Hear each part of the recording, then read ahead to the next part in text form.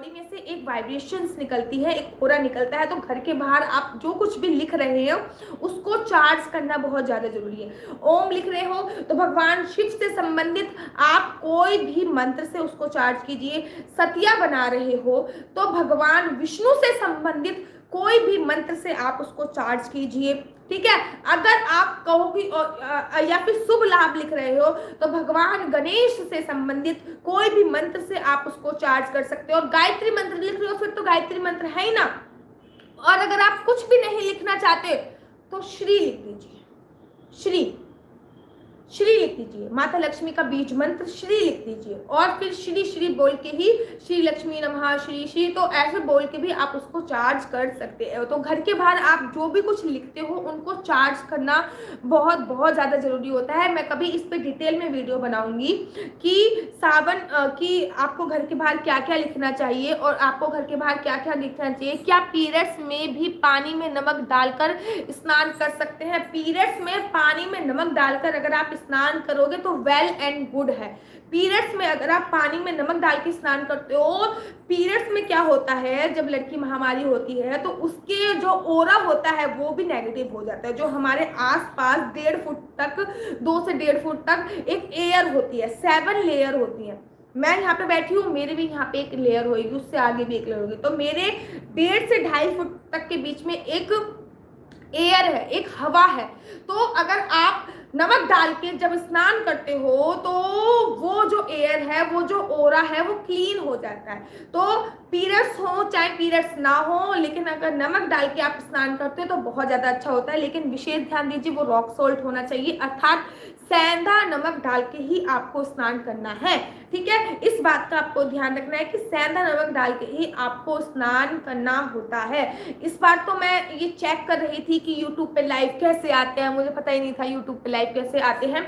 तो मेरा first time live है इसलिए मैंने आप लोगों को बताया भी नहीं। अगली बार मैं शॉर्ट टाइम नोटिस डाल के आऊंगी कि यूट्यूब पर लाइव कैसे आते हैं। मैं इस टाइम पे लाइव आ रही हूँ। अगर आपके कोई क्वेश्चन हो तो क्वेश्चन पूछ लीजिएगा, मैं ये क्वेश्चन डाल के आया करूंगी हमेशा।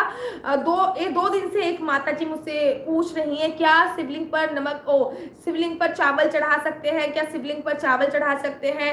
नेचुरल लाइफ, राधे राधे दीदी, राधे राधे, कैसे हो। बहुत दिनों से ये क्वेश्चन पूछ रहे हैं कि सब शिवलिंग पर चावल चढ़ा सकते हैं। तो सुनिए, शिवलिंग पर अक्षत चढ़ाते हैं। अब आप कहोगे चावल और अक्षत में फर्क क्या है। चावल टूटा हुआ भी हो सकता है, लेकिन अक्षत जो होता है जिसका एक भी दाना टूटा हुआ नहीं होता उसको अक्षत कहते हैं। और शिवलिंग पर आप अक्षत चढ़ा सकते हो, चावल नहीं अक्षत। एक भी दाना टूटा हुआ ना हो, एक भी दाना खंडित ना हो, तो शिवलिंग पर आप अक्षत चढ़ा सकते हो। कहते हैं जिनको धन की कामना होती है अगर वो शिवलिंग पर अक्षत चढ़ाता है तो भगवान भोले बाबा आपकी धन की कामना पूरी करते हैं, ऐसा बोला जाता है। एक क्वेश्चन और आया था मेरे पास कि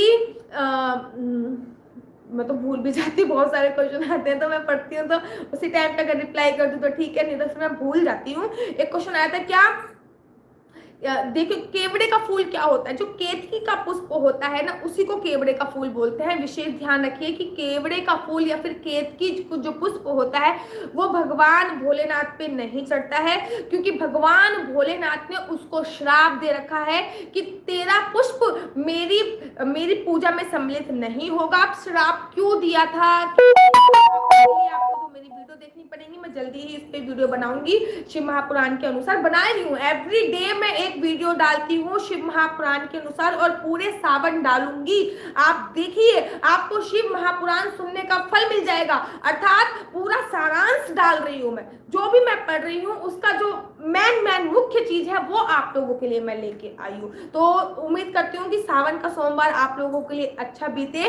तो अब मैं जाती हूँ और थोड़ा सा मेरे को ग्रंथ भी अपने पढ़ने हैं और वीडियो भी कंटिन्यू अभी और भी बनानी है ताकि आप लोगों के लिए कल डाल सकूं। आज तो मैं टेस्ट कर रही थी, लेकिन मैं कोशिश करूंगी कि जल्दी से जल्दी लाइव आ सकूं आप लोगों के लिए। वीक में 1 या 2 बार इस सेशन को रख लेंगे। एक दिन आयुर्वेद की बात कर लेंगे, एक दिन हम ज्योतिष की बात कर लेंगे। आयुर्वेद की और योग की बात भी कर लेंगे कि भैया मैंने डॉक्टरेट करी तो आपको फायदा तो होना चाहिए ना, होना चाहिए। तो चलिए प्रियंका जी, सभी जितने भी लोग देख रहे हैं सभी को राधे राधे, जय श्री कृष्णा, हर हर महादेव।